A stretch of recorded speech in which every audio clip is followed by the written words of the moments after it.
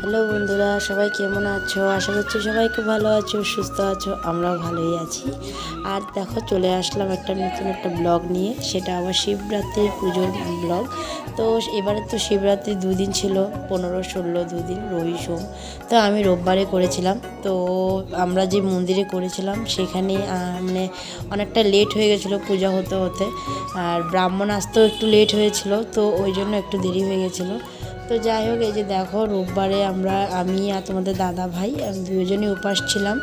আর সারাদিন উপাস থেকে তারপরে সন্ধ্যার সময় এসেছিলাম। পুজো আরম্ভ হবে বলেছিল 6টার দিকে, পরে আরম্ভ হতে হতে 8টা বেজে গেছিলো। আর 8টার থেকে প্রায়, না 8টা না, 8:45 মতন হবে, আরম্ভ হয়েছিল।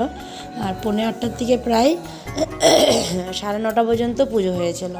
তো এদিকে দেখো, ব্রাহ্মণ চলে আসছিলো, অনেকক্ষণ আমরা ওয়েট করছিলাম। তারপরে ব্রাহ্মণ আসলো, আসার পরে দিয়ে এই যে সবাই এরকম করে, মানে মন্দিরের ভিতরেই আর কি, বাইরে বারান্দা আছে মন্দিরের, এটা হলো মন্দিরের ভিতরটা। তো এখানে সবাই মিলে বসে পুজো করলাম। আর ব্রাহ্মণ বলছিল, আর আমরা সবাই মিলে ওই যে একজনের হাত আরেকজন ধরে ধরে এইভাবে করে, মানে সেকে ভোলে বাবাকে স্নান করানো হয়েছিল। তো দেখলেই তো কী কী দেওয়া হয়েছিল, তোমার দুধ, তারপরে জল, ঘি, মধু, চন্দন, আর হলো ওই যে ঘিটাকে বলে দই টই, চিনি দিয়ে সব কিছু দিয়ে বাবার অভিষেক করা হয়েছিল। তারপরে দিয়ে সবাই জল ঢালো, তারপরে আমিও ঢাললাম। আর এদিকে তোমাদের দাদা ভাইও চলে আসছিলো, ও ঢেলে নিল। বললাম চলো দুজন আগে জলটা ঢেলে নিই, তারপরে ধূপ প্রদীপ এগুলো জ্বালিয়ে দেবো। তো ওই যে ও এদিকে জল ঢালছে, তাই আমি বললাম চলো। ও মানে কি, এদিকে আবার পণ্ডিতজি দাঁড়িয়েছিল একটু সে করবে আরতি করার জন্য, তাই আমি বললাম তুমি জলটা ঢেলে নাও, তারপরে পণ্ডিতজি আরতিটা করে নিই, তারপরে বাকি মানে প্রদীপ টদীপগুলো পরে জ্বালিয়ে দেবো। তো ওরও জল ঢালা হয়ে গেছিলো। তো সাথে এই যে ফল টল নিয়ে আসছিলাম, বাটা এনেছিলাম, পুজো হয়ে গেছে, বাটার পুজো হয়ে গেছিলো।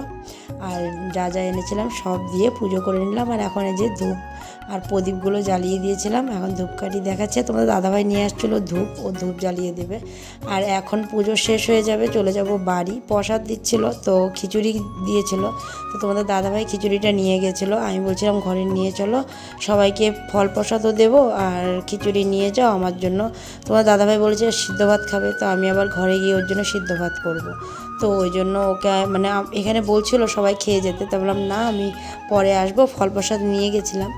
আর বাকি তো মানে ও এসে খিচুড়িটা নিয়ে যাবে, তো ওই জন্য ওকে বলে দিয়েছিলাম। তো দেখো, পুজো শেষ, নমস্কারও করে নিলাম। আর এখন চলে যাব বাড়িতে গিয়ে তারপরে সবাইকে প্রসাদ টসাদগুলো দেবো।